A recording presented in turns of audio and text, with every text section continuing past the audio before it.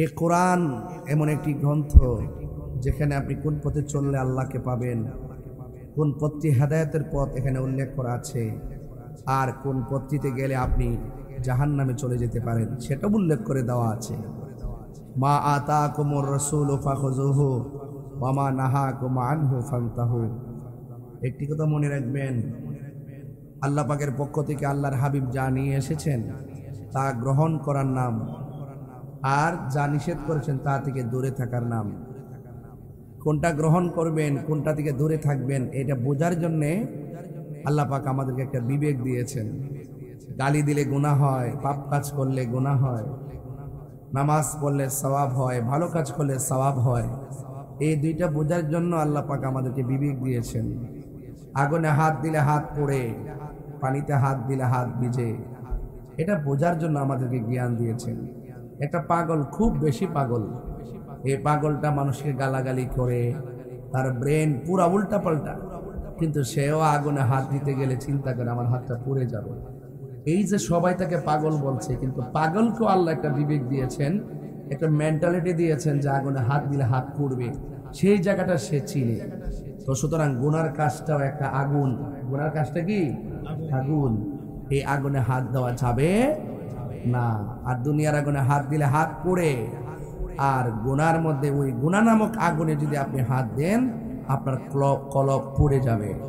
মানুষের ভিতরে একটা গোশতের টুকরা আছে, এই টুকরাটা যখন পবিত্র থাকে দেহটা কবরে অক্ষত থাকে, আর এই টুকরাটা যখন পছন্দ ধরে কবরে দেহটা 3 দিন পরে আপনার নাক খেয়ে ফেলবে, 6 দিন পরে হাতের নখগুলা উঠে যাবে, 9 দিন পরে আপনার মাথার চুল উঠে যাবে, 10 দিন পরে আপনার চোখ ফেটে যাবে, 17 দিন পরে আপনার পেট ফুটে যাবে, এইভাবে 60 দিন পরে আপনার হাড্ডি থেকে গোশতগুলো খুলে যাবে, 60 বছর পরে আপনার হাড্ডিগুলো মাটি খেয়ে ফেলবে, আপনার অস্তিত্ব থাকবে না। আল্লাহু আকবার বলবেন না? আমি অনেকগুলো কথাই সংক্ষেপে বলে ফেলছি, এই কথাগুলো আর অনেক সময় নিয়ে বলতাম, কিন্তু আপনাদের ধৈর্য হারা করবো না। এরপরে দেখেন, ফুলের সৌরভ মানুষের গৌরব চিরদিন থাকে না। এইটা আমি ওয়াজ করতেছি, 22 বছর ধরে ওয়াজ করি, মনে হয় যেন গতবার মাঠে নামছি। অনেকে আজকে আইসে একজন বলতেছে, হুজুর আপনার এত ভক্ত, আমরা এই প্রথম আপনারা দেখলাম।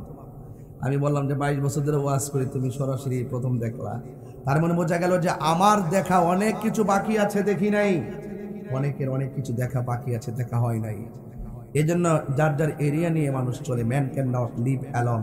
মানুষ একা থাকতে পারে না। একটা কথা মনে রাখবেন, প্রতিবেশীর সাথে ভালো ব্যবহার করবেন, কারণ আপনার ঘরে আগুন লাগলে সেই লোকটা দৌড়ায় এসে আগুন নিভাবে। প্রতিবেশীর সাথে ভালো ব্যবহার করবেন, এটা মনে থাকে যেন। প্রতিহিংসা করে চলবেন না। আর রাজনীতি যেগুলো আছে এগুলো প্রতিহিংসার জন্ম দেয়।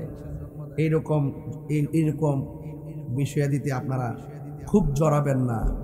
প্রতিহিংসার সব জায়গা থেকে মুক্ত রাখার চেষ্টা, প্রতিহিংসা থেকে আপনারা বেঁচে থাকবেন।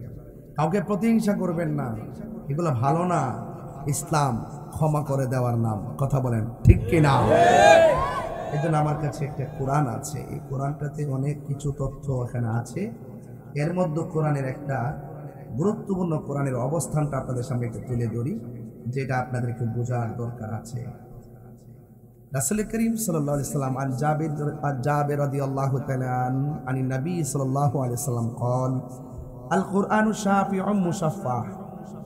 হাদিস শরীফের মধ্যে এসেছে কোরআনটা এমন একটি গ্রন্থ যে কোরআনটা হাসরের মাঠে সুপারিশ করবে। সুবহানাল্লাহ। আর বড় করে বললে খুশি হব। সুবহানাল্লাহ। এবং বলা হয়েছে কি জানেন, ওয়া মাহিলুম মুসাদ্দাকুন, ওয়া মাহিলুন মুসাদ্দাকুন। এর মানে হলো, আপনি কোরআনটা যদি আপনার কাছে থাকে, আপনি যদি ধর্ম নিয়ে গবেষণা করেন আর কোরআনটা যদি কাছে থাকে, এটা একটা প্রতিবাদী কণ্ঠ। যদি বলেন না সুবহানাল্লাহ। কোরআন একটা প্রতিবাদী আওয়াজ, এটার সামনে সব নত জানু হয়ে যেতে হয়। ওয়াজআলাহু আমামাহু কাদাহ ইলাল জান্নাহ। বলা হয়েছে কোরআন যদি আপনার সাথে থাকে আর কোরআনটা আপনাকে সামনে থেকে আপনাকে জান্নাত পর্যন্ত পৌঁছে দিবে। সুবহানাল্লাহ। আর ওয়ামান জাআলাহু খালফাহু সাকাহু ইলান নার। আর কোরআনটা যদি আপনার সাথে না থাকে, আপনাকে দেখবেন অটোমেটিকলি আপনি জাহান্নামের দিকে ধাবিত হয়ে যাবেন। তাহলে এই কোরআনটা এমন একটা গ্রন্থ যে গ্রন্থটা আমাদের জন্য শাফাত করবে। এই কোরআনটা এমন একটা গ্রন্থ যে কোরআনটা কবরের ভিতরে আপনার অন্ধকারকে দূর করতে আলো হিসাবে আগমন করবে। আমার মনে হয় আপনাদের কষ্ট হইতেছে নাকি? আমি যে কথাগুলো এখন বলতেছি এই কথাগুলো হইলো ওয়াজের মূল অংশ। বিষয় যখন টান দিব তখন আপনারা বুঝতে পারবেন যে আমি কোন বিষয়ে কথা বলতেছি। এই জন্য এই কোরআনটাকে আপনার রিচার্জ করতে হবে, এই কোরআনটাকে হৃদয়ে ধারণ করতে হবে। যে মানুষের মাঝে কোরআন আছে সেই মানুষটা আলোকিত, যেই ঘরটা কোরআন দিয়া চলে সেই ঘরটা আলোকিত, যেই সমাজটা কোরআন দিয়া চলে সেই সমাজটা আলোকিত, যেই দেশটা কোরআন দিয়া চলে সেই দেশটা আলোকিত। কথা বলেন ঠিক কিনা? তাহলে এখানে আমাদের করণীয় কি? -9 ম্যানেজ করে কোরআনের আলোতে উদ্ভাসিত করে আমাদেরকে একটা সিদ্ধান্ত নিতে হবে। কথা বলেন ঠিক না বেঠিক? আমার মনে হয় আমাদের সেই সিদ্ধান্তের সময় একদম বসন্তকালের মতন একটা উপযুক্ত সময়। কথা বলেন ঠিক না বেঠিক? এবার আসেন, আমাদেরকে যেহেতু চলে যেতে হবে, আমাদেরকে যেহেতু মৃত্যুবরণ করতে হবে, আল্লাহ রাব্বুল আলামিন যে আয়াতগুলো কোরআনের মধ্যে দিয়ে দিয়েছেন সেই আয়াতগুলো আপনাদেরকে একটু তিলাওয়াত করে করে আমি শোনাবো। আমি এখানে এসে হঠাৎ করে কয়েকটা আয়াত বের করেছি। আল্লাহ রাব্বুল আলামিন বলতেছেন, ওয়ামা ইয়াস্তাবিল আহইয়াউ ওয়ালাল আমওয়াত। আল্লাহ রাব্বুল আলামিন বলেন যারা মৃত আর যারা জীবিত তারা এক হতে পারে না। এক হতে পারে না। যারা কবরে শুয়ে আছে তারা কি যারেরা ঘরে আইসা পৌঁছতে পারবে? আর যারা এই মাহফিলের মধ্যে আছে তারা চলাফেরা করে, তারা কথা বলতেছেন, খাবার খাইতেছেন, কিন্তু একটা কথা মনে রাখবেন, মৃত্যু মানুষ যখন কবরে থাকে দুনিয়ার কেউ তাকে উপকার করতে পারে না। আপনার ঘরের মধ্যে আগুন লাগছে, পাশের বাড়ির মানুষটা এসে আগুন নিভাবে। আপনার ঘরের ভিতরে আগুন লাগছে, পাশের বাড়ির মানুষ দৌড়ায় এসে আগুন নিভাবে। কিন্তু আপনার বাড়ির পাশে গোরস্থান, কবরের ভিতরে জাহান্নামের আগুন আসতে পারে, কিন্তু দুনিয়ার কোনো মানুষ তাদের কান্নার আওয়াজ শোনার কোনো ক্ষমতা আছে?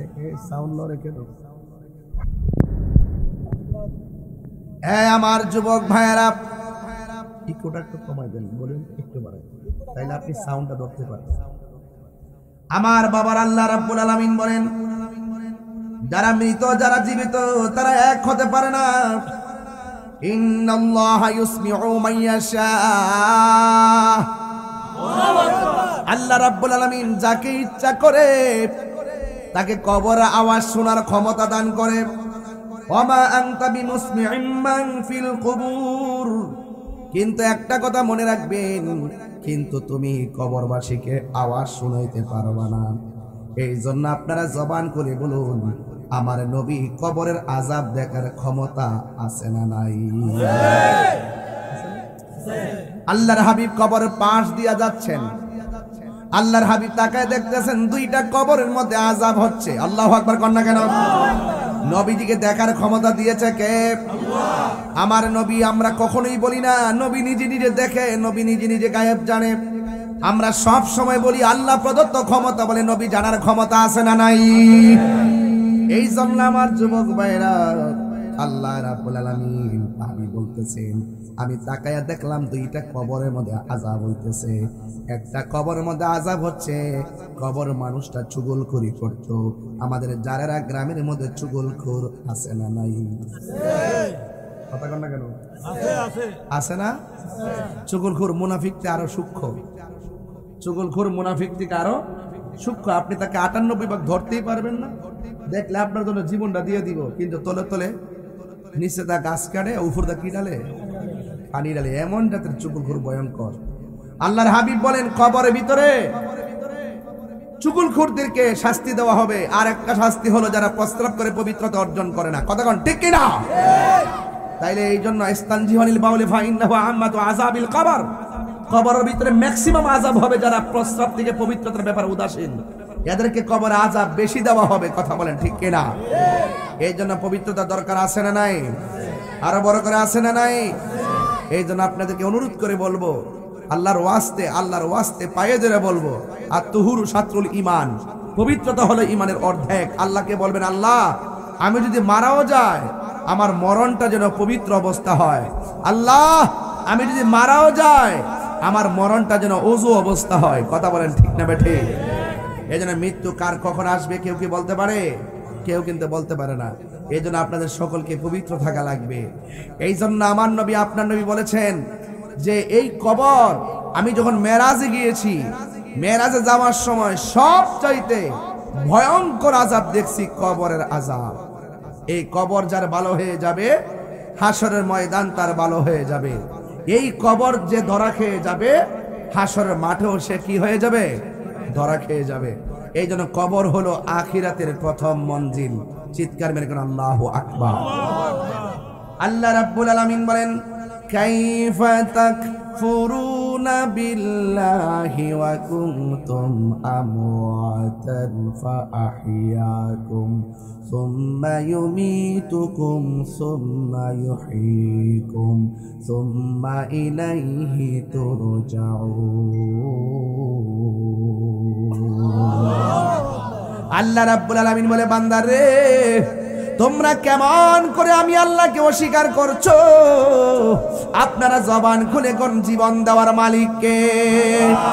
ফাবি আইয়ি আলাই রাব্বিকুমা তুকাযযিবান।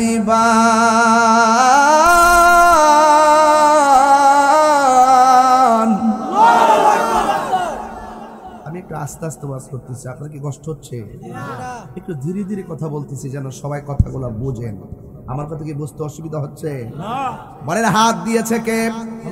আসমান দিয়েছে কে? তুমি তোমার রবের কোন নিয়ামতকে অস্বীকার করবে আর কেমনি বা অস্বীকার করবে? আল্লাহ তো তোমাকে একটা পানির ফুটা থেকে রক্ত দিয়েছেন, আর রক্ত থেকে জমাট গোশত থেকে আপনাকে সুঠাম দেহ বানাইছে। এটা অন্য কেউ বানায় নাই। জবান খুলে বলুন, বানাইছে কে? সে আল্লাহকে কি অস্বীকার করা যাবে? আপনি ছিলেন তো মুর্দা, আপনি ছিলেন নির্জীব, আপনাকে সজীব বানাইছে কে? বাদবাড়ি যে করেন, এটা যে বাহাদুরি করেন, লা তামশি ফিল আরদি মারাহা, এই জমিনে অহংকার করে চলা যাবে না। বলেন, জমিন কার? আমার বাড়ি, আমার ঘর, আমার রাস্তা, আমার দেয়াল, আমার ক্ষমতা, বহুত্ব করেন, কিন্তু এই জমিনে দাঁড়িয়ে অহংকার করা যাবে না। ইন্নাল্লাহা লা ইউহিব্বুল মুতাকাব্বিরিন, আল্লাহ অহংকারকারীকে ভালো পছন্দ করে না। এই জন্য আপনাদের কি হতে হবে?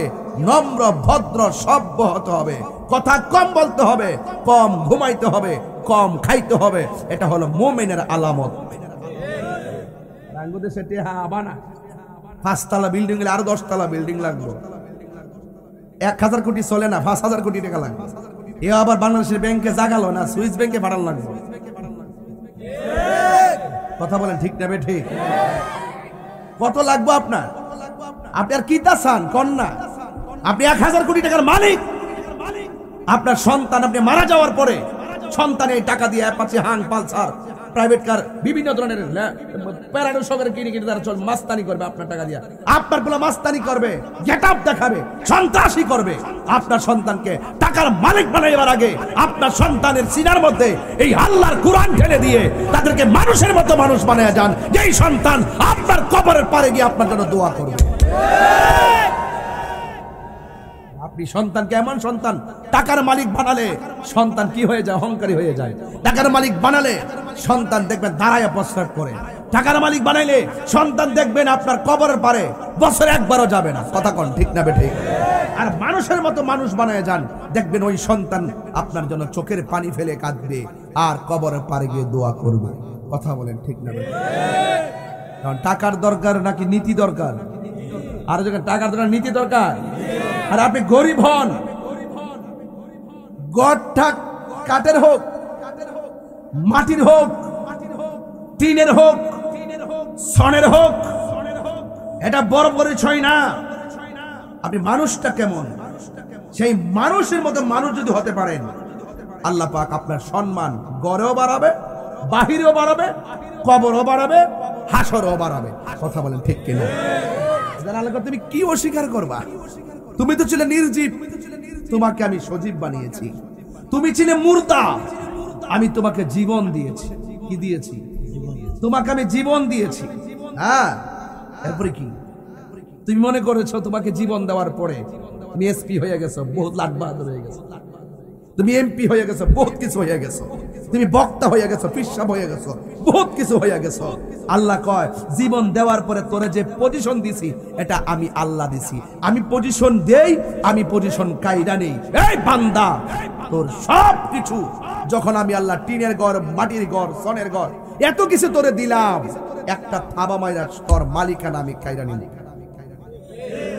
এই থাবাটা হলো সুম্মা ইউমিতুকুম, অতবার আমি আল্লাহ তোরে মৃত্যু দিব। মৃত্যু, মৃত্যু শব্দটা সংক্ষিপ্ত হতে পারে, কিন্তু মৃত্যু শব্দটা একটা মানুষের জন্য বড় কঠিন শব্দ। কথা বলেন ঠিক না বেঠিক? ঢাকাতে যান, যাই আইসিইউতে ঢুকেন, দেখবেন এক একজনের কিভাবে আইসিইউতে কিভাবে মাস্ক পরায় রাখছে, মুখে কিভাবে অক্সিজেন দিয়ে রাখছে। ওরে জিজ্ঞাসা করবেন শ্বাসের দাম কত, এ বলতো যে যত টাকা লাগে শ্বাস কিনো। দেখছেন না? সুন্দর করে, সুন্দর করে একটা দিন যাইতে দেরি হয় না, 50,000 টাকা গণে দিতে হয়। আর আজকে এই মাহফিলে হাজার হাজার মানুষ, মুখের মধ্যে অক্সিজেন নাই, কোনো আইসিইউ নাই, 1 টাকা বিল দিতে হয় না। আপনি রবের শুকরিয়া কিভাবে আদায় করা দরকার? আল্লাহ তুমি আমাকে ভালো রাখছো। কথা কোন ঠিক না বেঠিক? বলেন, ভালো রাখার মালিক কে? এই প্রাণ পাখিটা দিছে কে? আল্লাহ বলে আমি একটা থাবা মেরে তোর সব মালিকানা শেষ করে দিব। আমাদের দেশে তো অনেক লোক আছে, দুনিয়াতে আইসি আর কে আসবো নাকি, যা খাওয়ার খাইয়া লই, যা করার কইরা লই। আরে বাতি যা করার কইরা লই চলবে না। কবরে যাওয়ার পরে পুঙ্খানো হিসাব নেওয়া হবে।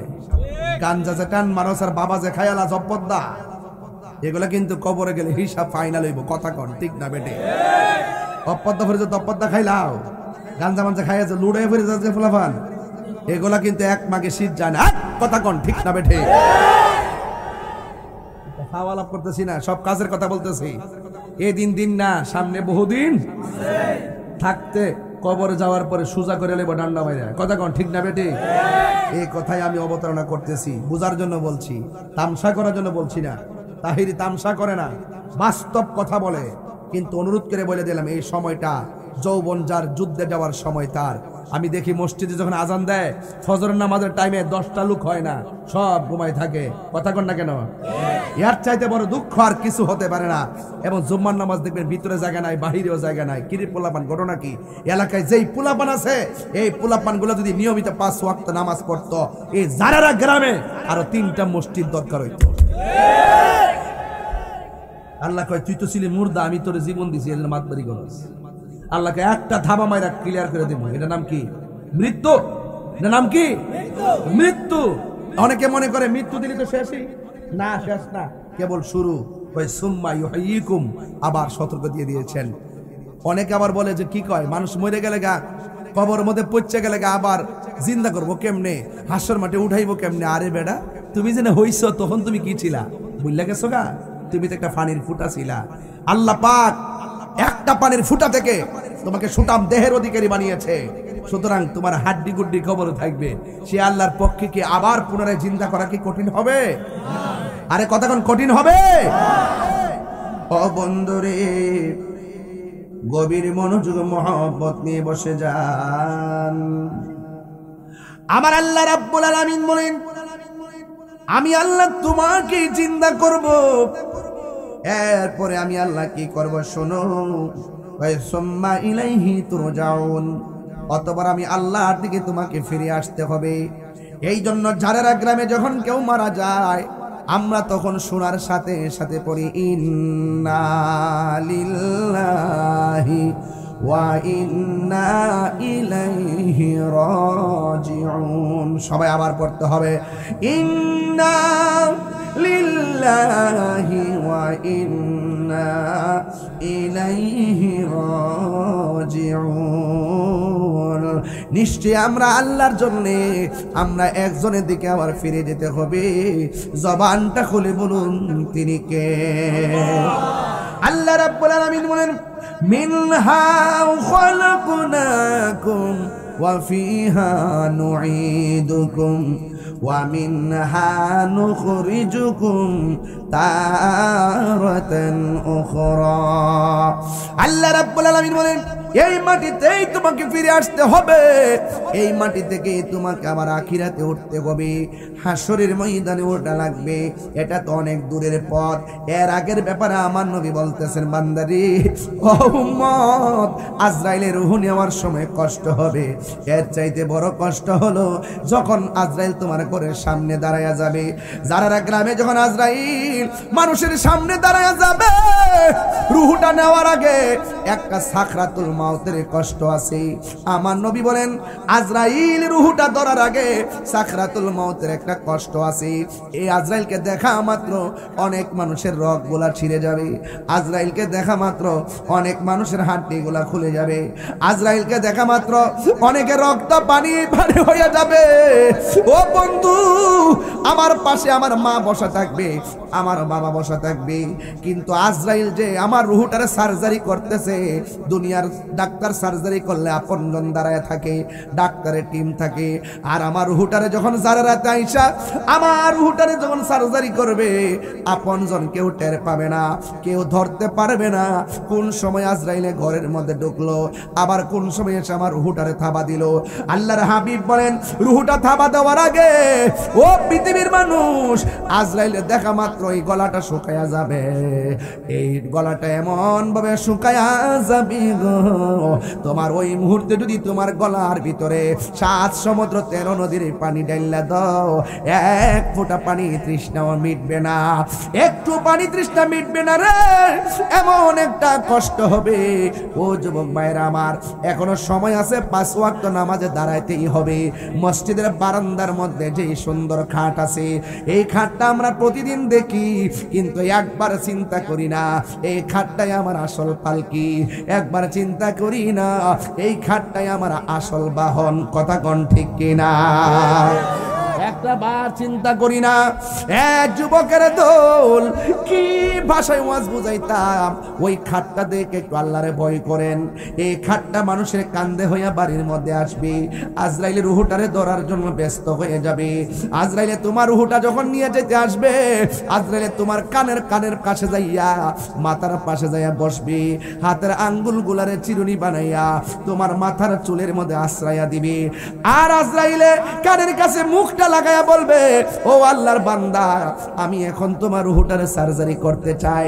ইমানদার হইলে সে ডাক দিয়া বলবে, ও আজরাইল, এই দুনিয়াটা আমার কাছে জেলখানা মনে হয়, আর যারা টাকার পাগল, ক্ষমতার পাগল, এই দুনিয়াটারে তারা বালাখানা মনে করে। কথা বলেন ঠিক কিনা? দুনিয়াটারে বালাখানা মনে করে, আর প্রকৃত পক্ষে যারা ইমানদার, তারা ইমানদাররা দুনিয়াটারে জেলখানা মনে করে।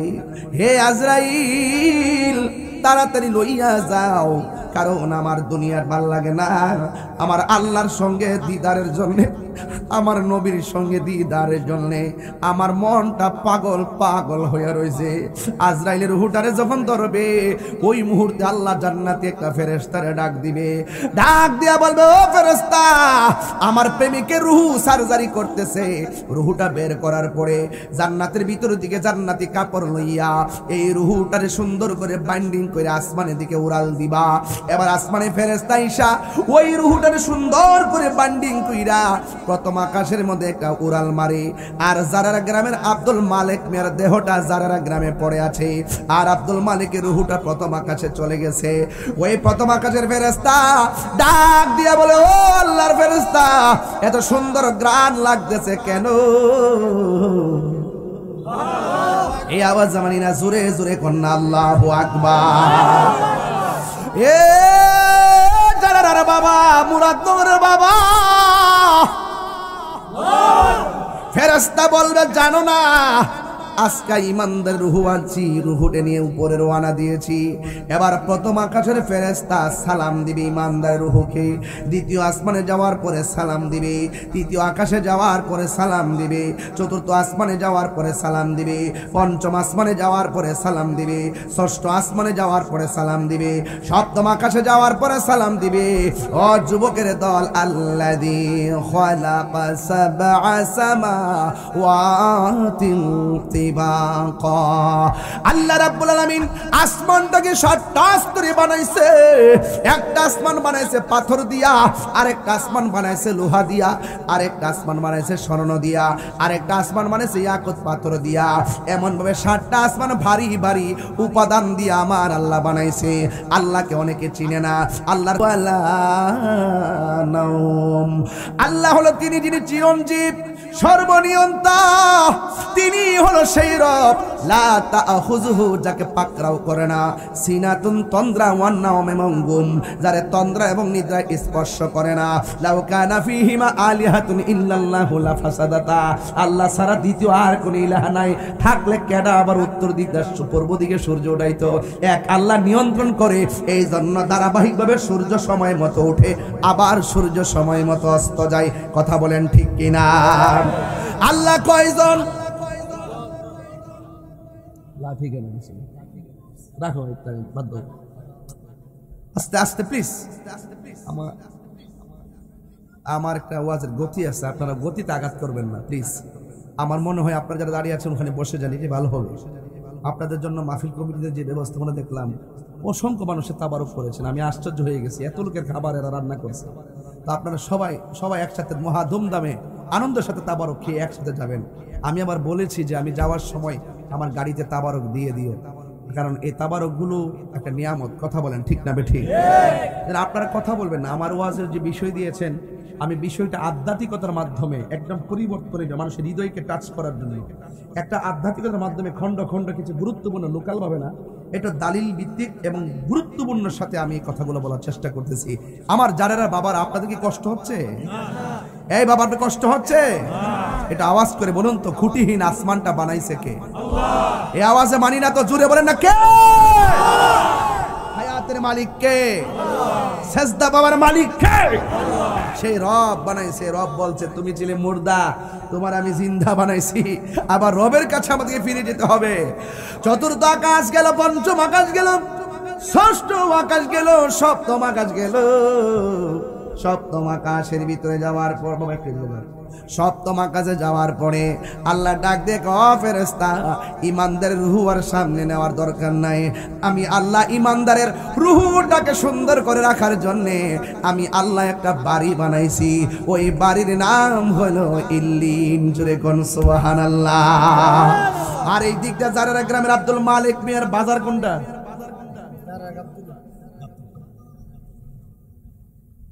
বুঝছি আমি, গাবতলী বাজার আছে একটা।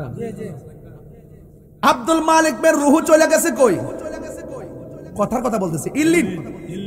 আর এই দিকটা আব্দুল মালিক বের বডিটা নিথর দেহ পড়ে আছে ঘরের ভিতরে। এই দেহটারে বাইন্ডিং করার জন্য গাবতলী বাজারে গেলেন সাদা কাপড় কেনার জন্য, অথবা বাঙ্গরা বাজারে গেলেন সাদা কাপড় আনার জন্য। দুনিয়ার মানুষ দেহটারে বাইন্ডিং করার জন্য পাগল, আর আমার আল্লাহ মুমিনের রূহটারে মায়া কইরা জান্নাতের কাপড় দিয়া বাইন্ডিং করে নিয়ে গেছে। ওই কাপড়ের রংটা কিন্তু লাল ছিল না, ওই কাপড় রংটাও ছিল সাদা। এই দিকটা যারা বাজার থেকে, গাবতলী বাজার থেকে যারা আব্দুল মালিক মিয়ার বডি রেখে যে বাইন্ডিং করব, ওই কাপড়টাও সাদা। এখন আপনারা জবান খুলে কোন, জান্নাতের ড্রেসটা কি সাদা না সবুজ? না, জান্নাতের ড্রেসের নাম হলো সবুজ। জান্নাতের ড্রেসটা কি রিবাজি?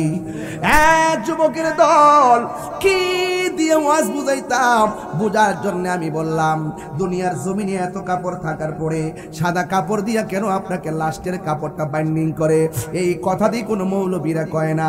এত দুনিয়ার জমিনে এই ওয়াজগুলো আমি সব জায়গায় করি, বোঝার জন্য করি। আম পাতা, জাম পাতা, কত পাতা দেখলাম, কোনো পাতার গরম জল করা হয় না। বড়ই পাতা দিয়ে কেন গরম জলটা করা হয়? এই যুবকের দল, এরপর আমি বলতে চাই, আপনাকে এত সুন্দর করে গোসল করায়, এও আবার কত মায়া। বেশি গরম পানি দেয় না, আবার ঠান্ডা পানিও দেয় না, কত কুসুম গরম জল দিয়ে তারে গোসল করায়, কত মায়া। আপনার ঘর থেকে বাইরিয়া ও যুবক, এমন মুসলমানের ঘরে জন্মগ্রহণ করেছি, কাফনের কাপড়টা কেমনে কাটতে হয় আমরা জানি না। এমন মুসলমানের ঘরে জন্মগ্রহণ করেছি, জানাজার নামাজটা কেমনে পড়াইতে হয় জানি না। এমন মুসলমানের ঘরে জন্মগ্রহণ করেছি, একটা মুর্দারকে শেষ গোসলটা করাইতে হয় কেমনে, এই নিয়মটাও আমরা জানি না এবং জানার প্রয়োজনীয়তাও মনে করি না। কথা কোন ঠিক কিনা? এই জন্য মানুষ যখন গোসলখানায় যায়, পেটের মধ্যে যখন চাপ দেয়, পায়খানা বের হয়, এই টিস্যু দিয়া গামছা দিয়া পায়খানাগুলা পরিষ্কার করে দিবেন। আমি যখন কোনো গোসল করাইতে যাই, আমি শুধু ময়লাটা পরিষ্কার করাইতে যাই, পেটের মধ্যে চাপ দেয়, দেওয়ার পরে পায়খানা বের হয়, ময়লা বের হয়, এই টিস্যু দিয়া কাপড় দিয়া ময়লাগুলা পরিষ্কার করে দিই। কেন জানেননি? আজকে আমি যদি তার পাশে এমনভাবে থাকি, একদিন আমার পাশে মানুষ এমনভাবে থাকবে। আজকে যদি আমি একজনে জানাজার নামাজের জন্য দৌড়াইয়া যায়, একদিন আমি মারা গেলে আমার জানাজার পড়ার জন্য মানুষ দৌড়ায় আসবে। এত সুন্দর মায়া কসকু সাবান দিয়া আপনাকে সুন্দর করে গোসল করাইয়া, একেবারে সুন্দর করে মুইসা টুইসা উজু টুজু করাইয়া এমন একটা খাটের মধ্যে শুয়াইব। শুয়ানোর পর আপনাকে 3টা কাপড় দিব। পুরুষের কাপড় কোনো 3টা, মহিলাদের কাপড় কেন 5টা? এই কথা কোনো মৌলবীরা কয় না। এই জন্য আমার ওই ভাইয়ের ওই খাটের মধ্যে শুয়াইয়া একদম 3টা কাপড় বান্ডিং কইরা মাথার গোড়ার মধ্যে একটা বান দিব, আবার গোড়ার মধ্যে আবার বুকের মধ্যে একদম বান দিব। সাজিয়ে গুজিয়ে দে মোরে সজনী তোরা, সাজিয়ে গুজিয়ে দে মোরে, দেনি দেনি দেনি, আরে সাজিয়ে গুজিয়ে দে মোরে সজনী তোরা, সাজিয়ে গুজিয়ে দে মোরে।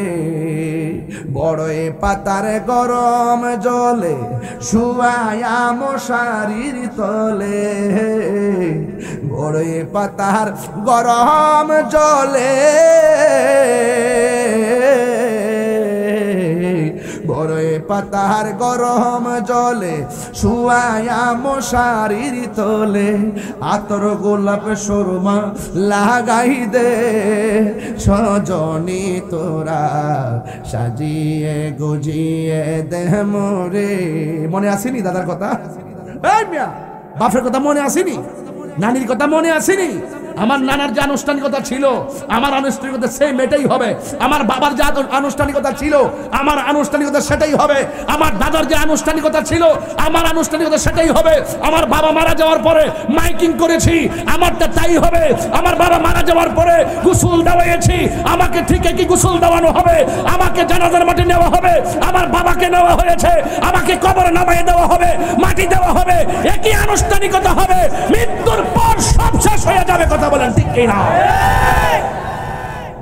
এত রঙিন এত কাপড় কিছুই ভালো লাগে না মোর, এত রঙিন এত কাপড়, এত রঙিন এত কাপড় কিছুই তো ভালো লাগে না মোর। সাদা কাপড় আমায় পরাইতে সজনী তোরা, সাজিয়ে গুজিয়ে দে মোর। মা বোনরা আসেনি আজকে?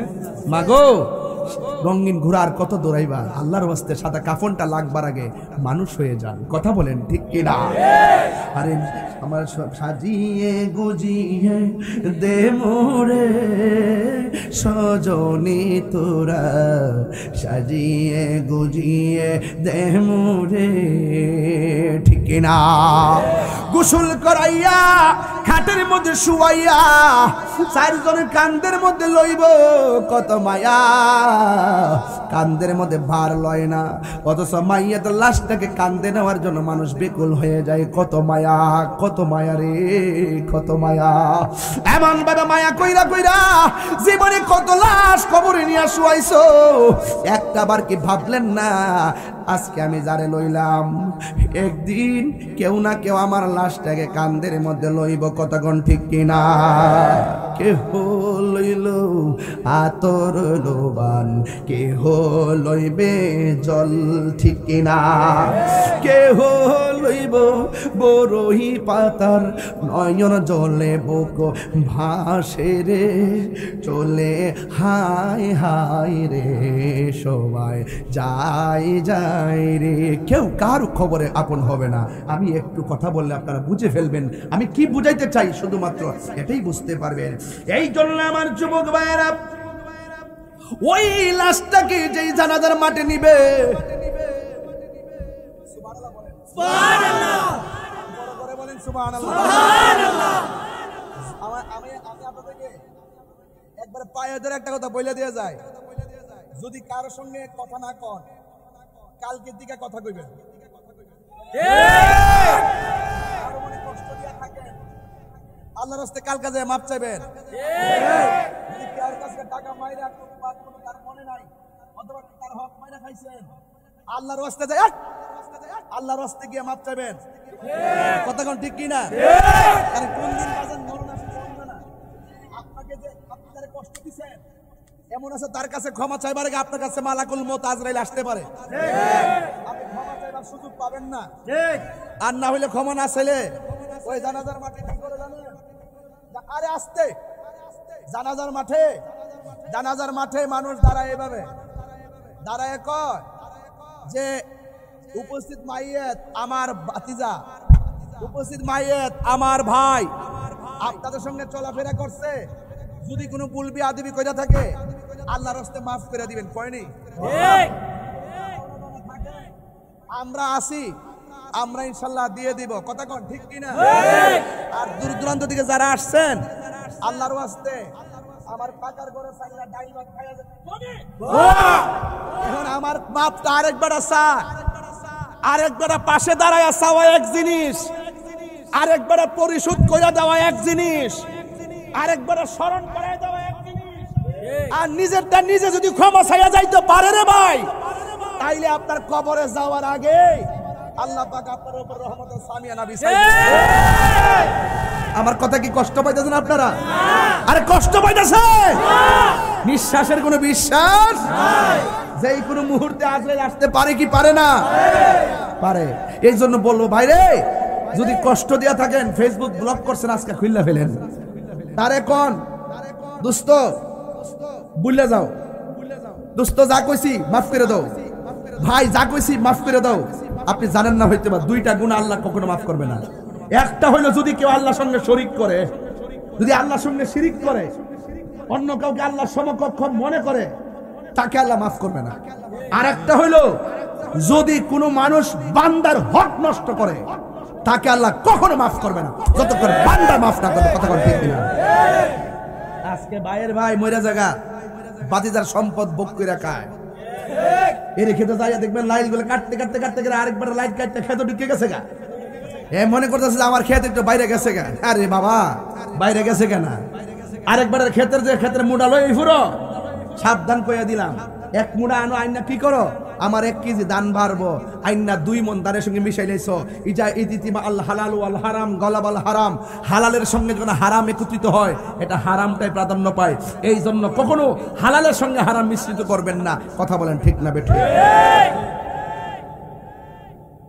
আপনার মনে একটু কষ্ট দিলাইছেন মনে হয়েছে, পিছনে কে যেন আওয়াজ করছে, একটু সাইড টক করছে, ভালো লাগছে না আমার কাছে।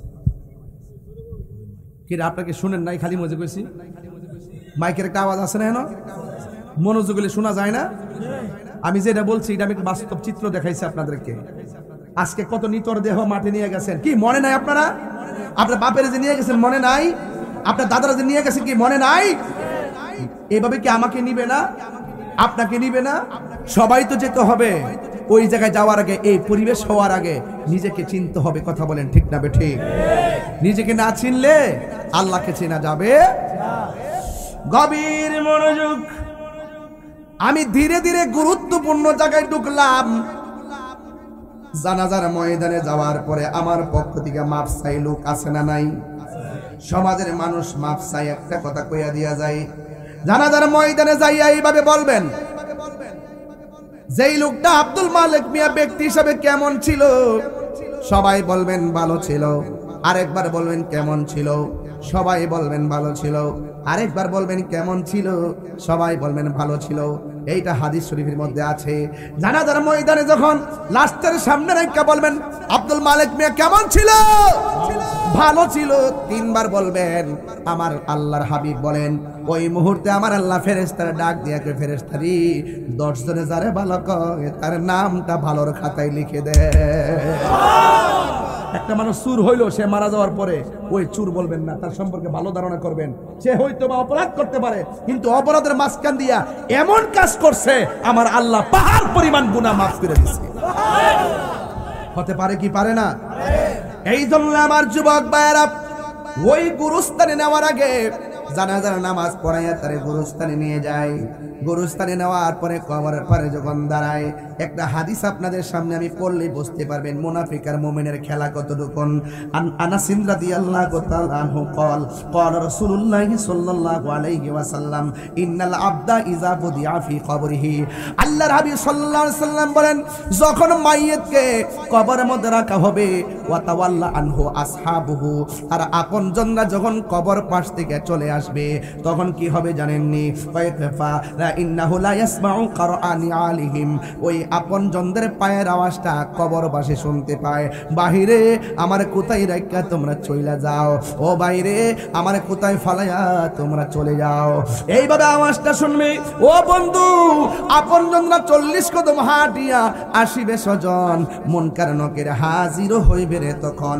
আতাহু মালাকানে, মালাকানে মুলুকুন মালাকানে, 2 জন ফেরেশতা কবরের মধ্যে আসবে। ফায়াকুদানিহি, এবং কবরবাসীটারে কাফন লইয়া তারে সুন্দর করে উঠাইয়া বসা। আল্লাহু আকবার কর না কেন? এটা কি সাধারণ মনে করতেছেন? কবরে এইভাবে শুয়ে থাকবেন, 2টা লোক আইবো, আয়া কাফনটা সরাইয়া আপনারা সুন্দর করে বসাইবো। ডানে মাটি বামে মাটি, এই দেশ তো সেই দেশ না, এটা তো দুনিয়ার দেশ না, এটা কবরের একটা দেশ। আর যেই 2 জন আসবে অপরিচিত 2 জন, আতাহু মালাকানে, 2 জন ফেরেশতা এসে আপনাকে বসাবে, তখন আপনার অবস্থাটা কি হবে একটাবার খেয়াল করে দেখেন। এরা কবরে কিন্তু নীল চোখ বিশিষ্ট হয়ে আসবে, বড় বড় নখ নিয়ে আসবে, কবরে এইভাবে কুইরা কুইরা ঢুকবে। যারা বেঈমান হবে তাদের পানি থাকবে না, অবস্থা ভয়াবহ হয়ে যাবে। কিন্তু এখানে বলা হচ্ছে আতাহু মালাকানে, 2 জন ফেরেশতা আসবে, ফায়াকুদানিহি, এবং কবরবাসীটারে সুন্দর করে উঠাইয়া বসাবে। ফায়াকুলানে, 2 জন মানুষ কবরে মানুষটারে জিজ্ঞেস করবে মা কুনতা তাকুলু ফি হাযা রাজুলিল মুহাম্মদ, নবী সম্পর্কে তুমি দুনিয়াতে কি বলতে?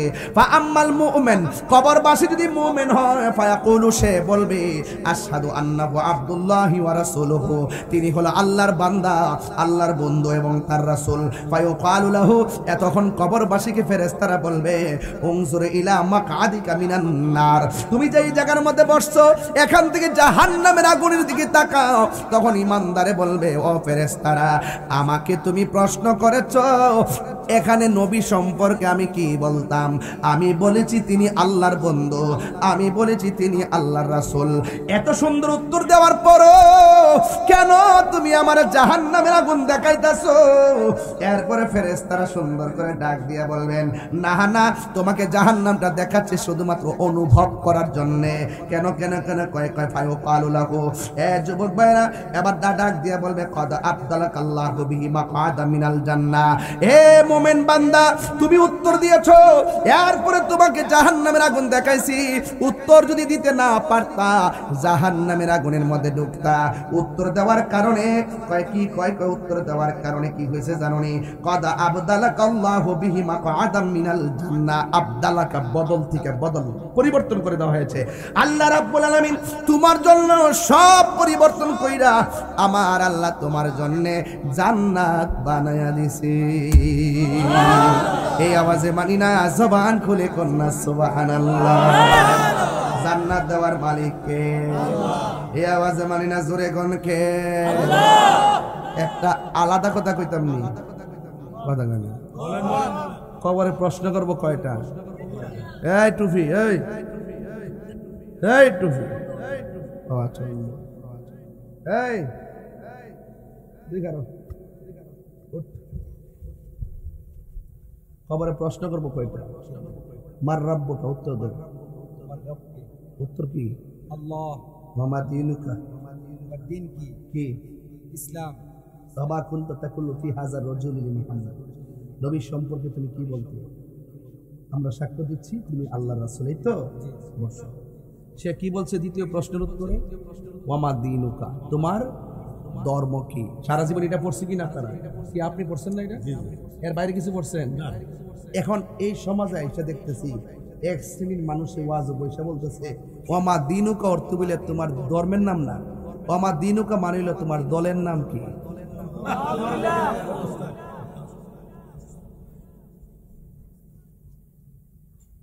কিতা কইছে? কবর কি এটা প্রশ্ন করবো? তাহলে এটা কি কাফর ব্যবসা না ধর্ম ব্যবসা? ইত্যা কইলে অনেকে বুঝে না। আমি কেউ বাইরে, আমি কেউ বিরুদ্ধে না। যখন কেউ ভুল করে আমি ভুলটা ধরি। আপনাদের উচিত তার ভুল সংশোধন করানো। কথা কোন ঠিক কি না কর? আমার দিন করতে কি তোমার দলের নাম কি নাকি তোমার ধর্ম কি? তো এখন আওয়াজ করে কোন আমাদের ধর্মের নাম কি? এই আওয়াজে মানে জোরে কোন কি? তিনবার কোন কি?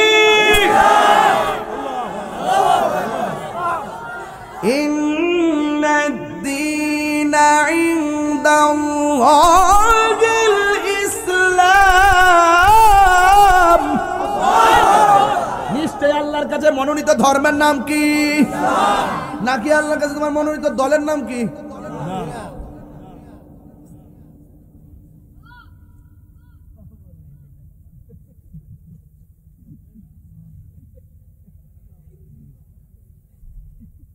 আপনার মধ্যে কষ্ট হইতেছে, বুঝতেছি।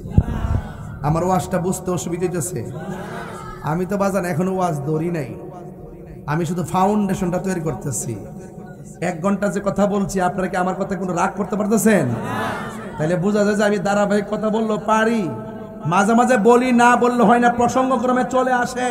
সে যখন বলবে যে তোমার দলের নাম কি, তো নিয়ে ভেজাল আছে না? এটা কি ব্যাখ্যা না অপব্যাখ্যা? এই অপব্যাখ্যা করা যাবে? যাও কবরে জিগাইব, তুমি কইও তোমার দলের নামটা।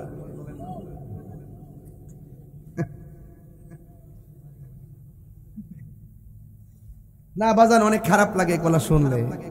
এখন আমি প্রশ্ন করতে চাই, আপনারা বলে আমাদের রবকে? ওই কোনাটা দিয়ে আজকে আওয়াজটা সুবিধা হইতেছে না বাজি, এরা মনে লাস্টে রাখছে আর কি। বলেন আমাদের রবের নাম কি? ধর্মের নাম কি? আমাদের নবীকে কোন সন্দেহ আছে?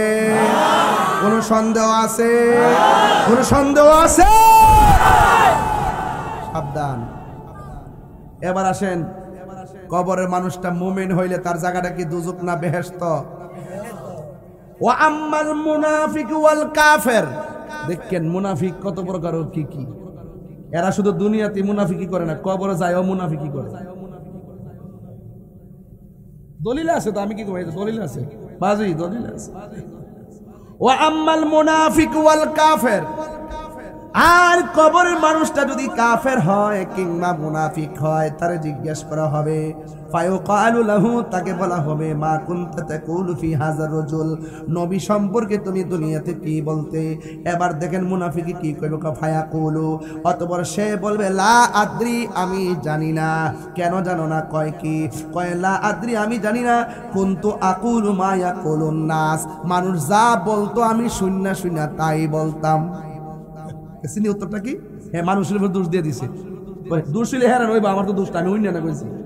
বুঝেন হঠাৎ, বুঝেন হঠাৎ, দেখেন কি উত্তরটা দিছে। দেখেন মানুষে যা কইতো আমি শুননা শুননা তাই বলতাম। হ্যাঁ, এরপরে তাকে বলা হবে ফায়ুকালু লাহু, তাকে বলা হবে লা দারাইতু ওয়ালা তালাইতা, তোমার লা দারাইতা ওয়ালা তালাইতা, তোমার মধ্যে জ্ঞানী মানুষ ছিল, তাদের কাছ থেকে জানলে না কেন? ওয়ালা তালাইতা, তোমাদের কাছে একটা কোরআন দেওয়া হয়েছিল, এই কোরআনটা তুমি কেন পড়লা না? এই কোরআনটা কেন বুঝলা না? আমি ওয়াজের শুরুতেই প্রথমে বলেছি, এই কোরআনের মধ্যে ভালো আছে, মন্দ আছে, কোন পথে চললে জান্নাতে যাওয়া যাবে, আবার কোন পথে চললে জাহান্নামে যাবে, সব উল্লেখ করে দিয়েছে। ও যুবকের দল শুনে যান। এবার আমার আল্লাহর হাবিব সাল্লাল্লাহু আলাইহি ওয়াসাল্লামের হাদিস মুবারকটা শুনেন। এবার ফেরেশতারা বলবে, তুমি যারা জানে তাদের কাছ থেকে জানলা না কেন? অথবা তোমার কাছে কোরআন দেওয়া হয়েছিল, এই কোরআন পড়ে পড়ে তোমরা বুঝলা না কেন? এরপরে মুনাফিক বলবে, লা আদরি, আমি জানি না।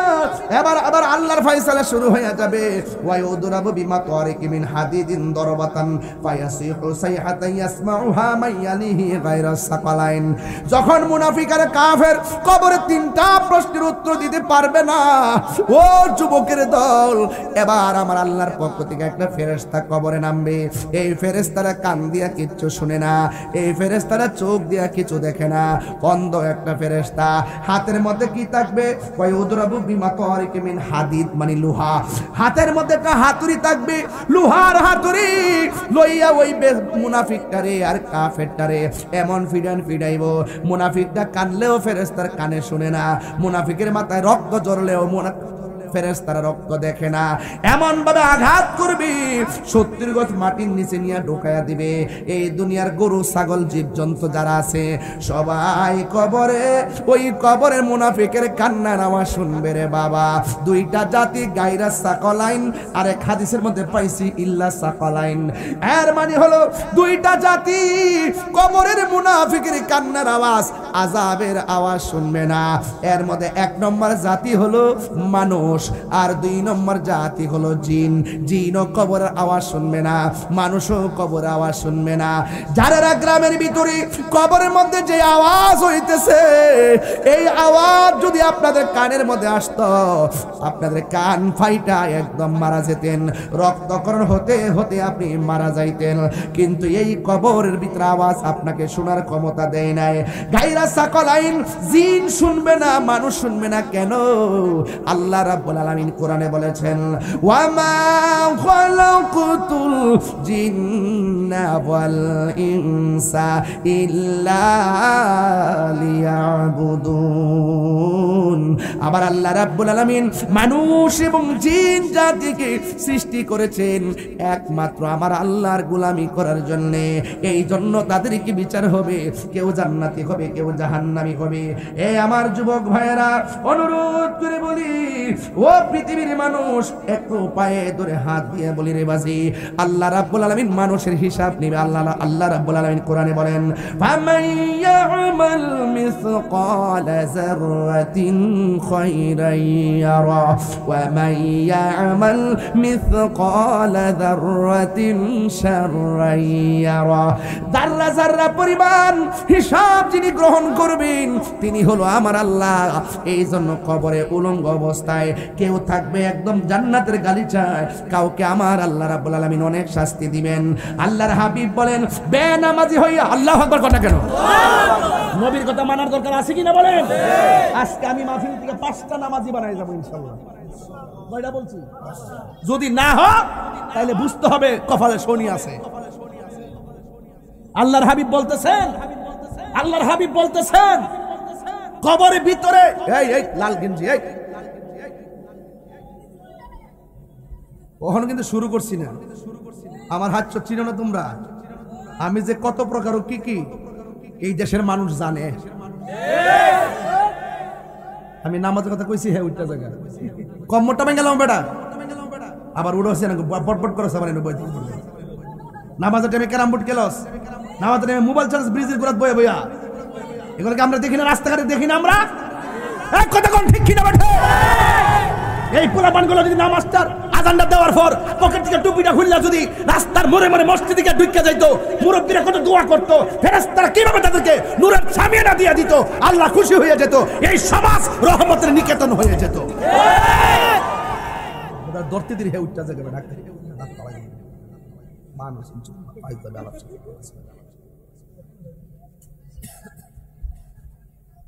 ফ্রি ফায়ার সুরাইল আমাদের আছে, ফ্রি ফায়ার ছোট ছোট ফুলা ভান রাস্তার মোড়ে মোড়ে বয়ে দেখা, আরে বাবা এমন টিভে, মানে এত ভয়ঙ্কর চালু, এমন ভাবে টিভে হে মনে হয় যেন হ্যাঁ মহানগর গাড়ি ধরতেছে, যুদ্ধ করতেছে। সিরিয়াল হইব এই ফ্রি ফায়ারে মানুষে মাথা শেষ করছে, মাথা শেষ করে ফেলাইছে, সময় শেষ করে ফেলাইছে, অর্থ শেষ করে ফেলাইছে, শিক্ষার যে উপযুক্ত সময় এই উপযুক্ত সময়কে ধ্বংস করে দিছে। হাসতে হাসতে আমার সমাজের অভিভাবকরা সন্তান মাত্র 9 বছর তার হাতে যখন অ্যান্ড্রয়েড সেটটা তুলে দিছে, তার মানে বোঝা গেল আমার সন্তানের ভবিষ্যৎ আমি টুকরা টুকরা করে ফেলাইছি। যে ভাত না খেলে না খাবে, কয় ছোট্ট পোলা কান্দে, কয় খা না, আরে না খেলে না খাবে, এরপরে মোবাইল দিবেন না, পেটে খিদা লাগলে এমনি খাবে। এটার জন্য মহিলারা দায়ী, পুরুষ কাজ করে, দোকানে থাকে, হাটে ঘাটে বাজারে, আমরা মাহফিল করি, সর্বক্ষণ সন্তানটা মায়ের কাছে থাকে। একমাত্র সন্তান মোবাইলের প্রতি আসক্ত হয়েছে, আমরা পুরুষরা নারীদের হাতে সহজেই অ্যান্ড্রয়েড সেটটা দিয়ে দিছি।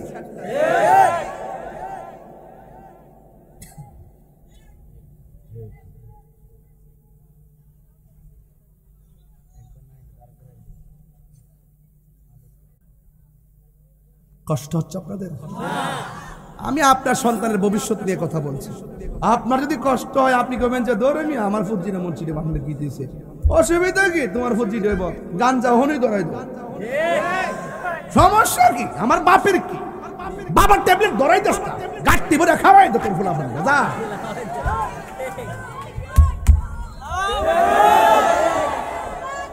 আমার বাপের কি?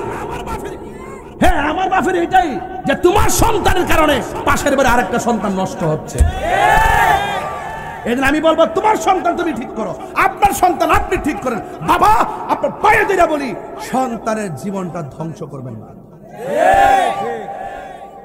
আমি অনুরোধ করলাম, যদি মানেন কাজে লাগবে। আজকে এন্ড্রয়েড সেটটা, এই তুই দাঁড়াছেন যে একটু কি তোর মাথার মধ্যে কি দিচ্ছে? তুই উঠ, এদিকে এদিকে এদিকে লয়, এদিকে তোর দিকে। হ্যাঁ, পুরুষ না মহিলা? এদিকে এদিকে এদিকে এদিকে এদিকে এদিকে। তুই পুরুষ না মহিলা ক?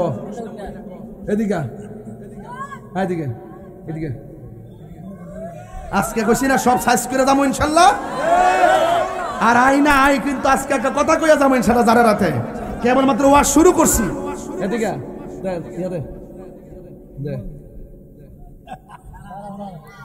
হ্যাঁ, এদিকে আর পড়বে। হ্যাঁ, এই যে একটা ব্যান লাগাইছে চুলে, এটা কি অপসংস্কৃতি না? মান তাসাব্বা বিকাউমিন ফাহুয়া মিনহুম। পুরুষ মহিলার সাজে সাজবে না, মহিলা পুরুষের সাজে সাজবে না। হ্যাঁ, পুরুষ হইয়া মহিলার সাজে ব্যান লাগাইছে। তোর ব্যান টেন মানে লামদিস করে দিছে, সিনচত না তো? হ্যাঁ, মনে করছে যে কালা মাথার কালা চুলের মধ্যে কালা ব্যান লাগাইলে আমি ডরতাম না। তাহির এখনো সিনচত না? তুই ওখানে সিনচত না? কই দিলাম। এই পোলাপার আর কোন সময় ব্যান লাগাইবা? লাগাইবা? এটা কি হালাল না হারাম? হালাল না হারাম? পুরুষের সাজে মহিলারা সাজতে পারবে না।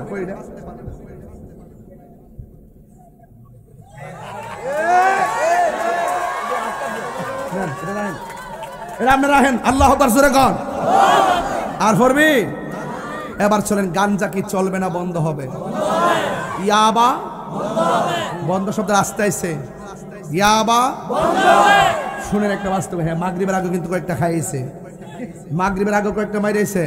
এগুলা চলবে না, কথা বলেন ঠিক না বেটে? বাবা কি চলবে না বন্ধ হবে? বন্ধ। বাবা, ইয়াবা, ফ্যান্সি, গাঞ্জা, সুদ, ঘুষ, চুরি, ডাকাতি, জুয়ারি। জুয়া আছে না ভয়ঙ্কর? খেলে IPL, হেরাইহানো জুয়ারি খেলে, বলে জুয়ারি খেলে। মগারে। হ্যাঁ, আর এগুলো চলবো? আর এগুলো চলবো? এখন বলবেন চলবে। নামাজ জোরে কোন চলবে? নামাজ, রোজা, হজ, যাকাত, ইবাদত, মহব্বত, সোহবত, খেদমত, ভালো কথা, ন্যায্য কথা, উচিত কথা, গাঞ্জা কইছে। আরে যারা তো মানে চালাক আছে মাশাআল্লাহ, মাশাআল্লাহ। আমি তো বোকা মনে করেছিলাম, মাশাআল্লাহ। এরা তো খেয়াল আছে দেখা যায়। তাহলে নেশা কি চলবে? হারাম চলবে? কি চলবে? হালাল। কি চলবে? হালাল। কালকে গেছি এক ওয়াজ করতাম এক জায়গায়, বলতেছে মহিলারা বলে টেহা বলে। আমি বলে মহিলার টেহা বলে মানে কি? টেহা লাগা, বুঝিনি? টেহা বলে, আমি বুঝি নাই বলে না কিতা। ও ইয়াদ গেছিলাম। ও হ্যাঁ, মনে হইছে। চান্দিনা যাওয়ার পরে কয়, আমি কই তো পুরুষ এখন সুদ খায় না, মহিলারাও খায়। এরপরে আমি কই টেহা তো লাগা কোনা হুজুর আমরা আমাদের কয় টেহা বলে আমি কোন কি তার নতুন ভাষা শিখলাম মহিলার টেহা বলে বলে মানে কি বাড়া আর কি বুঝেন না। তাইলে এখন সুদ শুধুমাত্র পুরুষের মধ্যে সীমাবদ্ধ না, এখন ডিজিটাল পদ্ধতিতে মহিলার মধ্যে সুদ চলতেছে। কথা কোন ঠিক না বেঠে? এই জন্য হারাম খাওয়া যাবে। আমি বলছিলাম বেনামাজি কবরে গেলে শাস্তি আছে না নাই? রসুল বলেন বেনামাজির কবরে শাস্তি হলো তিনটা। কয়টা? এক নম্বরে কবরটাকে সংকুচিত করে দেওয়া হবে, মানে ছোট করে দেওয়া হবে। দুই পাশের মাটি এসে এমন ভাবে চাপা দিবে, এক পাশের হাড্ডি আরেক পাশের হাড্ডির ভিতরে আল্লাহু আকবার কোন না কেন, এক পাশের হাড্ডি আরেক পাশের হাড্ডির ভিতরে ঢুকে যাবে। শুধুমাত্র তাই নয়, একদম হাড্ডিগুলা গুঁড়া বানায় ফেলবে। এরপরে বান্দা বলবে আল্লাহ আমাদেরকে আবার দুনিয়াতে পাঠাও, আমরা নামাজ পড়বো, আবার পাঠাও রোজা রাখবো, আবার পাঠাও আমরা কি করবো? ইবাদত করব। আল্লাহ বলেন না, সুম্মা ইলাইহি, এই তো খেয়াল ফাইনাল হয়ে গেল, সুম্মা ইলাইহি তুরজাউন, তোমরা আমার দিকে ফিরে এসেছো, আর যাওয়া যাবে না। মৃত্যুর পরের জীবনকে আখিরাত বলে। এখন রসুল বলতেছেন কবরের মধ্যে মানুষ থাকবে, কেউ থাকবে জান্নাতের গালিচায়, কেউ থাকবে জাহান্নামের অগ্নিকুণ্ডে। এখন প্রশ্ন হলো এটা শেষ হবে কখন?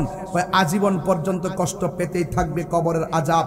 কিন্তু যখন ইসরাফিল আলাইহিস সালাম সিংহা ফু দিবে, যখন পৃথিবী কিয়ামত হয়ে যাবে, তখন মানুষ এই কবর থেকে বের হবে। ওয়া ইজাল কুবুরু বুসিরাত, চিৎকার মেরে কন্যা সুবহানাল্লাহ। এই কবর থেকে বের হয়ে আল্লাহর হাবিব বললেন কবর থেকে বের হয়ে মানুষ হাসর মাঠে উঠবে, কিন্তু হুফাতান উরাতান, হুফাতান উরাতান, তাদের পায়ের মধ্যে স্যান্ডেল থাকবে না, তাদের গায়ের মধ্যে কোনো কাপড় থাকবে না, খতনাবিহীন অবস্থায় তারা কবর থেকে উঠবে। আয়েশা সিদ্দিকা রাদিয়াল্লাহু তাআলা আনহা বলেন ইয়া রাসূলুল্লাহ, মানুষ কবর থেকে উলঙ্গ অবস্থায় উঠবে, কেমন লজ্জার মাঠ। আল্লাহর হাবিব বলেন আয়েশা রে, ওই ময়দানে আমি উঠবো জান্নাতের কাপড় পরে। এরপর আয়েশা সিদ্দিকা রাদিয়াল্লাহু তাআলা আনহা বলেন ইয়া রাসূলুল্লাহ, মানুষ উলঙ্গ অবস্থায় উঠবে, সেই মাঠে পুরুষ আছে মহিলা আছে, ওই মাঠের মধ্যে কাকুর সাতিন নাকি, যেই মাঠে কোনো গাছ থাকবে না, যেই মাঠের মধ্যে কোনো কি থাকবে না, কোনো গাছ থাকবে না, একদম ছায়াবিহীন একটা মাঠ হবে, পায়ে জুতা থাকবে না, আর নিচের মাটি হবে আংরার পুরা মাটি। মাটিটা কি হবে? পুরা মাটি। যেমন কয়লা আছে না, কয়লা, কয়লার উপর কি পা রাখা যায়? আগুন অগ্নির যে কয়লার উপর পা রাখা যায় না, পুরা মাটি। আমরা সারা জীবন ওয়াজ করছি, এই মাটিটা হবে তামার মাটি। আর মাথার সুরমার কাঠিটা যত বড়, সুরমার কাঠি কত বড় হবে? সুরমার কাঠি এতটুকু হবে। সুরমার কাঠি পরিমাণ উপরে সূর্যটা থাকবে, মাথার উপরে সূর্য লাগবে। আয়েশা সিদ্দিকা বলেন ইয়া রাসূলুল্লাহ, সব মানুষ উঠবে উলঙ্গ অবস্থায়, পায়ের মধ্যে জুতা থাকবে না, কোনো ছায়া কাকুর সতিন নাকি, ওই মাঠে কোনো উদ্ভিদ থাকবে না, একজন আরেকজনকে দেখবে। এটা কেমন লজ্জার মাঠ হয়ে গেল না ইয়া রাসূলুল্লাহ। আল্লাহর হাবিব ডাক দেখে আয়েশা রে, কবর থেকে উঠানোর সময় গাঁটটা বাঁকা করে উঠাবে, চোখের উপরে সূর্যটা থাকবে, তাপ লাগার পরে কিসের সামনে তাকাবে? তার মাথার খুলিটা উল্টে যাবে, আর মাথার যে মগজটা আছে বাতের মারের মতন ছিটে ছিটে পড়বে। একটা সেকেন্ডের জন্য কেউ কাহার দিকে তাকাবে, একটু সুযোগ পাবে না। ওই কঠিন মুসিবতের সময় একটা কথা মনে রাখো, আল্লাহর ছায়া বিনে কোনো ছায়া থাকবে না। অনলি 7 প্রকার মানুষকে আল্লাহ আরশের নিচে ছায়া দান করবে। এক প্রকার মানুষ হলো আদাল, যারা ন্যায় বিচারক। আমার সমাজের ভিতরে ন্যায় বিচার এখন উঠে গেছে, চোখ টিপ দিয়া বান্ডেল নিয়া গরিবরে ঠকায়, বড় লোকরে জিতাই দেয়। এরপরে আসন দেখে আর একটু দিকে যাই। এই জন্য আল্লাহ পাক গুসকুর সর্দার মাতবর থেকে আর গুসকুর মোল্লা মুন্সির থেকে আমাদেরকে হেফাজত করুক, আমিন। এরপরে 2 নম্বর হলো আস-সাকি ও হাবিবুল্লাহ, দানশীল ব্যক্তি, আল্লাহর বন্ধু। 2 নম্বর হলো যারা দান করতো আল্লাহর রাস্তায়। এখন অনেকে মনে করবেন হুজুর এই মাহফিলে আমি টাকা দিয়েছি, আমার অনেক লস হয়েছে, এই মাহফিলে অনেক টাকা দিয়েছি, আমার অনেক লস হয়েছে। কিন্তু না, যারা আল্লাহর রাস্তায় দান করে আল্লাহ পাক তাদেরকে আরশে আজিমের নিচে ছায়া দান করে। এরপরে 3 নম্বর হলো যৌবনে যার ইবাদত বেশি। ও মুরব্বী, বয়স কত? কয় 60 বছর। দাড়ি পাকলো কোন সময়? টের পাইছেননি? কয় না। চামড়াটা ডিল হয়েছে কোন সময়? টের পাইছেননি? কয় না। হাঁটতে গিয়ে হঠাৎ করে খুচুট খাইতে খাইতে পাটা চলে না কেন? বুঝেন কিছু? কয় না। এই পরিবর্তন করছে কেনা? কয় আল্লাহ। এখন কয় যৌবনকালে যার ইবাদত বেশি, যারা জোয়ান মানুষ এখানে আছো, আমি যে বারবার জোয়ানদেরকে নিয়ে স্বপ্ন দেখি, আমি যে যুবকদের মনের মাধুরীতে মিশে কথা বলি, একটা মাত্র কারণে কথা বলি, জোয়ান যৌবনকালে যারা নামাজ পড়বে, অনেক সময় বার্ধক্যকালে উযু ছুটে যায়, বার্ধক্যকালে দাঁড়ায় নামাজ পড়তে পারে না, বার্ধক্যকালে তেলাওয়াত শুদ্ধ করে পড়তে পারে না, বার্ধক্যকালে উযু রাখতে পারে না।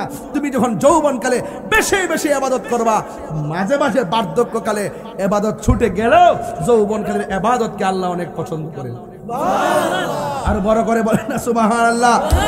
আল্লাহর হাবিব সাল্লাল্লাহু আলাইহি ওয়াসাল্লাম বলেন, হাশরের ময়দানে যারা যৌবনকালে বেশি ইবাদত করবে তাদেরকে আমার আল্লাহ রাব্বুল আলামিন আরশে আজিমের নিচে ছায়া দান করবেন। এবার আসেন আরেকটা কথা হলো, যারা আল্লাহকে ভয় করে গুনার কাজ ছেড়ে দেয়, আল্লাহকে ভয় করে। আমার হাতে একটা বোতল আছে, এই বোতলটা হলো পানির বোতল, কয়েক সেকেন্ডের জন্য ধরে নিলাম এটা মদের বোতল। আমি হঠাৎ করে মদের বোতলটা হাতে নিলাম, নেওয়ার পরে মুখটা খুললাম, খুললে আমি ঘরের ভিতরে ঢুকলাম, ঢুকার পরে দরজা লাগাইলাম, এরপরে জানালা লাগাইলাম, তারপর রাত্র 12টা বাজাইলাম। ঘরে মা আছে, দেখার সুযোগ নাই, বাবা আছে, দেখার সুযোগ নাই, বন্ধু আছে, আপন মনে ঘুমাচ্ছে। এখন আমি দেখতেছি ঘরটা একদম নীরব, লাইটটা জ্বালাইয়া দিলাম আর মদের বোতলটা মুখে নিলাম। নেওয়ার পরে ভাবলাম যে এই মুহূর্তে যদি মদটা মাইরা দেই তাইলে আমাকে বন্ধু বান্ধব আপনজন কেউ দেখবে না, কিন্তু মদটা মারার সময় হঠাৎ করে মনে হলো আমার দরজা লাগানো হতে পারে, আমাকে মা না দেখতে পারে, আমাকে আমার বোন না দেখতে পারে, কিন্তু আমার রব তো আমাকে দেখতেছে। এই চিন্তা কইরা যারা গুনার কাছ থেকে ফিরে এসে ওই মদের বোতলটাকে ঢিল মেরে ফেলাইয়া দিয়া না, আমাকে কেউ দেখে না, আমাকে আল্লাহ দেখতেছে। আমার রাসূল বলেন, ওই আল্লাহকে ভয় করে যারা গুনার কাজ ছেড়ে দেয়, আল্লাহ রাব্বুল আলামিন তাদেরকে আরশে আজিমের নিচে ছায়া দান করে। শুধুমাত্র তাই নয়, আল্লাহ রাব্বুল আলামিন বলতেছেন, ওয়ালামু আন্নাল্লাহা মাআল মুত্তাকিন। একটা কথা মনে রাখো, মুত্তাকি যারা, যারা আমি আল্লাহকে ভয় করে, আমি আল্লাহ তাদের সাথে আছি। আল্লাহু ওয়ালিয়ুল্লাযিনা আমানু ইখরিজুহুম মিনাজ যুলুমাতি ইলান নূর। আমাকে যারা ভয় করে তারা বন্ধু হয়ে যায়, আমাকে যারা ভয় করে তারা মুমিন হয়ে যায়। শুধুমাত্র তাই নয়, ইন্নালিল মুত্তাকিনা মাফাসান হাদাইকা ওয়া আনাবা ওয়া কাওয়াইবা আতরাবা। আল্লাহ রাব্বুল আলামিন বলছেন, যারা মুত্তাকি হবে তারা বিজয়ী হবে। শুধুমাত্র তাই নয়, বহু বচন হাদায়েক, হাদায়েকা ওয়া আনাবা, ইনাবুনের বহু বচন আনাব। আল্লাহ রাব্বুল আলামিন হাশরের মাঠে মুত্তাকিদেরকে অসংখ্য আঙ্গুর ফলের বাগান দিবে। শুধুমাত্র এটাই সীমাবদ্ধ নয়, যালিকাল কিতাবু লা রাইবা ফিহি হুদাল লিল মুত্তাকিন। এই কুরআন হলো এমন একটা গ্রন্থ যার মধ্যে কোনো সন্দেহ নাই, এটা মুত্তাকিনদের জন্য গাইডলাইন। শুধুমাত্র তাই নয়, আল্লাহকে ভয় করে যারা ইবাদত করবে, আল্লাহকে ভয় করে যারা গুনার কাজ ছেড়ে দিবে, আল্লাহ বলছেন, ওয়ালিমান খাফা মাকাম রাব্বিহি জান্নাতান। আমাকে ভয় করে যারা গুনার কাজ ছেড়ে দিবে, আমি আল্লাহ তাদেরকে 2টা জান্নাত দিয়ে দিব। সুবহানাল্লাহ। আমি সুর দিনে কথা বলছি, এইরকম কথা বলে আমি ওয়াজ করতে পারি। হ্যাঁ, এই জন্য আমি আপনাকে একটা কোটেশন দিলাম, ভয় করবো একজন, ভয় করবো একজনকে, তিনি কে?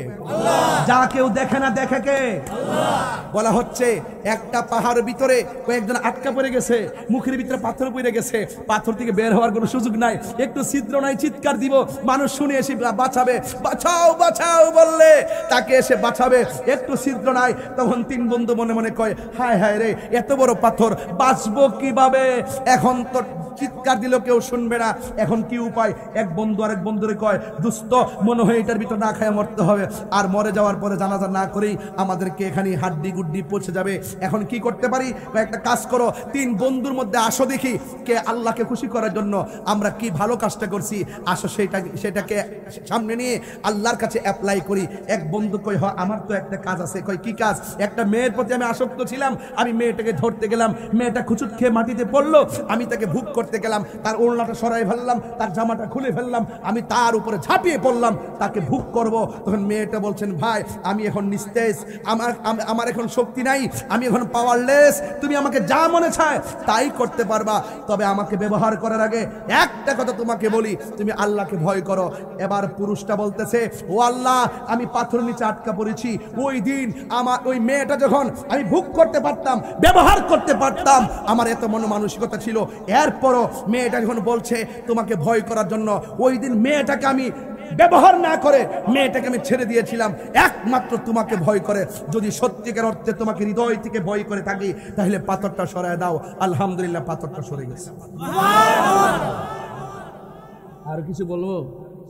আরেকদিন যদি আসি তাকওয়ার ওয়াজ করব, খুব দরকার, খুব দরকার, খুব দরকার, তাকওয়ার ওয়াজ খুবই প্রয়োজন। আজকে দেখেন, আজকে দুধের সাথে পানি মিশা, কিসের সঙ্গে মিশা? সে মনে করে 2 কেজির ভিতরে আধা কেজি মেরে দিতে পারলে আমার আধা কেজি টাকা আসবে। সে হয়তো বুঝে না রিজিকের মালিক কেডা, বরকত দেওয়ার মালিক কে। যেই ব্যক্তি দুনিয়াতে মানুষকে ঠকায়, হাসরের মাঠে তার মিজানের পাল্লা হালকা হয়ে যায়। কথা বলেন ঠিক কিনা? এর এখন আওয়াজ করে বলুন, হাসরের ময়দানে মানুষের পায়ে কি জুতা থাকবে? কথা বলেন, জুতা থাকবে? গায়ে কি কাপড় থাকবে? তাইলে এই দিন দিন না আরো দিন আছে। খালি মনে করি না যে যা পাওয়ার খায়া লয়। আরে বাপরি বাবা, বাপরি বাবা, বাপরি বাবা, যে একটা খাওন ল মনে হয় যে এই দুনিয়াতে এই খাওন, এর উপরে যে কত সুন্দর খাওন আছে এই চিন্তা আর মানুষের মধ্যে কাজ করে না। আর বাঙালিরা এমন জিনিস, নগদে বিশ্বাসী, বাকিতে বিশ্বাস করতে চায় না। কয় কোন সময় মরমু, কবর থাকমু, হাসর মাঠে উঠমু, বেহেস্তে যামু, তখন যায় খামু, এইরকম ভাবনা মানুষ মধ্যে চলে আসছে। অথচ এই দুনিয়াটা হলো ইমানদারদের জন্য জেলখানা। কথা বলেন ঠিক না বেঠিক? আরো বড় করে বলুন ঠিক কিনা বলুন। তাইলে আওয়াজ করে বলুন, আমরা হাসর মাঠে উঠতে চাই। আজকে আবার একটা কথা বলতে হয়, না বললে হবে না। কিছু কিছু মানুষ তাদের হাতের নখগুলো থাকবে পিতলের নখ, পিতলের, তামার নখ অনেক বড় বড় থাকবে। রাসূল বলেন হাসরের মাঠে ওই সমস্ত ব্যক্তিরা নিজের গায়ের চামড়া, নিজের গলার যে, নিজের চেহারার যে চামড়া তুল্লা তুল্লা, গোশতগুলো টাইন্না টাইন্না তারা বক্ষণ করতে থাকবে।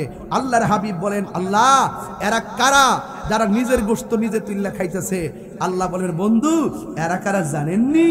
এরা হলো দুনিয়ার গীবতকারী। এই গীবতকারী তো যারা রাতে নাই, মুনাফিক মুক্ত যারেরা, মুনাফিক মুক্ত যারেরা। আমি আওয়ার সময় অনেকে ওই তাহিরি বলে আমি তার ফ্রেন্ড আর কি। আরে বয়স হলে মাত্র 9 বছর।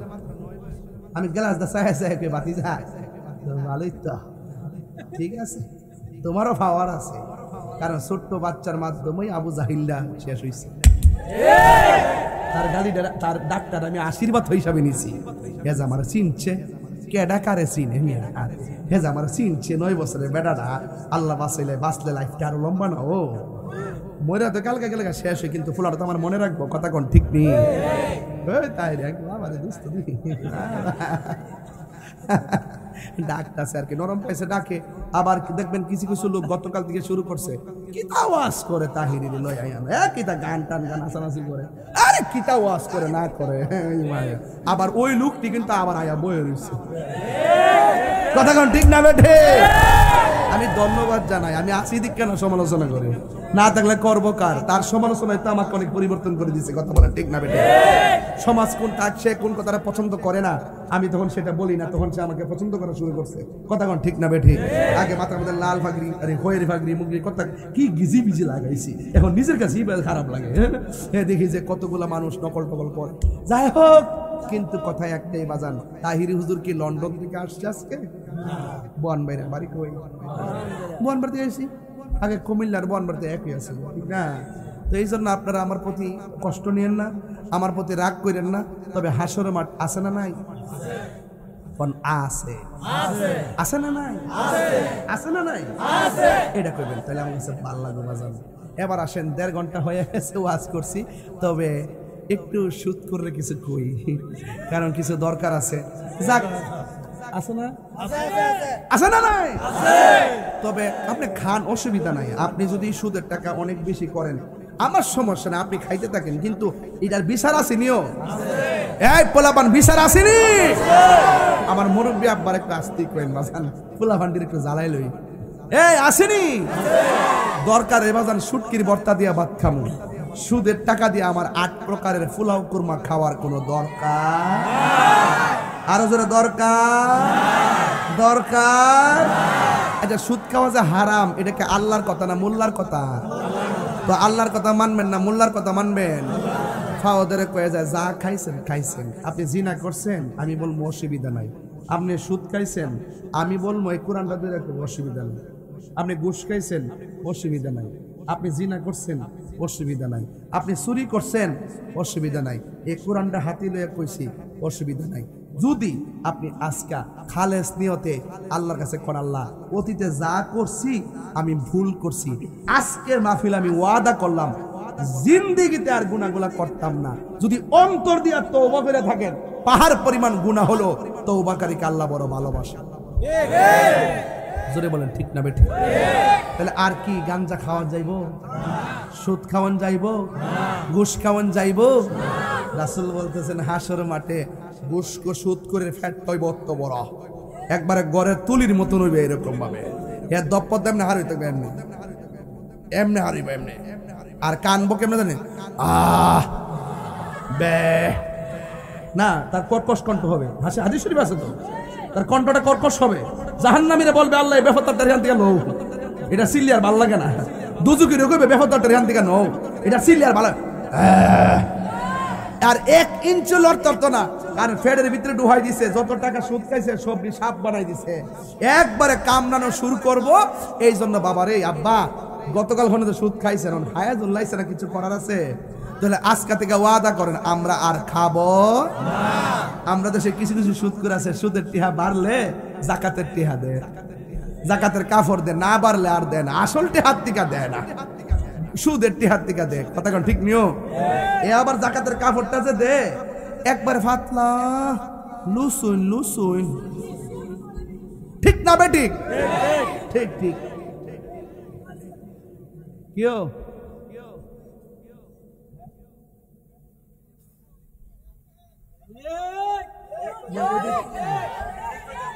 না না, ওই যে মুরব্বী বাপ কি দিয়েছে লেবু, লেবু দিত কে লোকে? ও সুদ। আরে বেড়া তেরা বেশি চালাগো সারছে দেখি। তাহলে এখন কি সুদ বাজান? সুদ কি চলবো? ঘুষ চলবো? মুনাফিকি চলবো? গীবত চলবো? সব কথা কিন্তু কয়ে যাইতেছি একটা মাহফিল, সব কিন্তু কই না, আজকে কিন্তু কইতাছি। গাঞ্জা চলবো? কি অবস্থা, চাপা চাপা ভেঙে গেছে। আর খাওয়া যাবে? আর মোবাইল টিফোন যাইবো? আল্লাহ আল্লাহ বুঝার তৌফিক দান করুক, আমিন কোন। তবে বিদায় বেলা আরেকটা কথা কইতে আমার মুখটা চুলকাইতেছে, কইলে তেমনি বাজান। যদি আমার ওয়াজ যদি 3 মিনিটের লেগে বালা লাগে থাকে, জীবনে কোনোদিন মা বাপরে কষ্ট দিয়ে না। এই যুবক পোলাপানগুলো মারে, যে ধমকটা মারে মা সহ্য করতে পারে না। মোবাইলের যুগ আইছে তো, এই কথা কন, মোবাইলের যুগ আইছে তো, মোবাইল দেখে দেখে মানুষের মন রুক্ষ হয়ে গেছে। মানুষের মন কি হয়ে গেছে? রুক্ষ হয়ে গেছে। মানুষ এখন মুরব্বীদেরকে মানতে চায় না। কথা কন ঠিক কিনা? তবে পোলাপানদেরকে বলে দেওয়া যায় মুরব্বীদেরকে অসম্মান করে কথা বলবেন না। বাবার তুল্য চাচাদেরকে অহংকার করে আর তুচ্ছ তাচ্ছিল্য করে কথা বলবেন না। আর আমরা ধীরে ধীরে মুরব্বী শূন্য হয়ে যাচ্ছি, এই জন্য মুরব্বীদেরকে সম্মান করবেন। রাজি আছি না নাই?